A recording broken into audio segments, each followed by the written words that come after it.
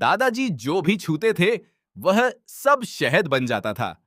एक सुबह दादाजी आम के पेड़ के पास गए और वह जैसे ही उन्होंने आम को छुआ, वह एक गरम गरम शहद के पिंड में बदल गया।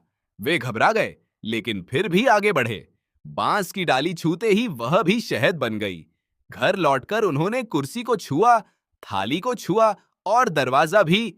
सब कुछ शहद बन गया। यह देखकर पूरा गांव डर गया। गाय की रस्सी छूते ही पूरी गाय शहद में बदल गई।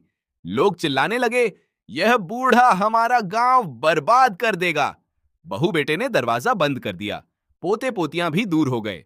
गांव के मुखिया ने फैसला लिया कि दादाजी को गांव से निकाल दिया जाए, और कुछ ही समय में दादाजी अकेले रास्ते पर थे।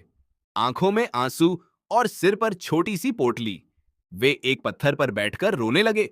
लेकिन तभी उनके दिमाग में एक आइडिया आया। उनके चेहरे पर हल्की मुस्कान आ गई। उन्होंने जंगल से सूखी टहनियां उठाईं और वह भी शहद बन गईं। पत्थर छुआ, शहद। पत्ते छुए, शहद। कुछ ही देर में उनके सामने शहद का बड़ा ढेर तैयार था।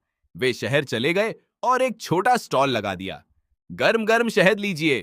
पहले दिन 10 बिके, फिर 20, फिर 50। कुछ ही दिनों में उनके पास बहुत पैसा आ गया। उन्होंने शहर में बड़ी दुकान खोल ली, दादाजी का शहद स्टोर।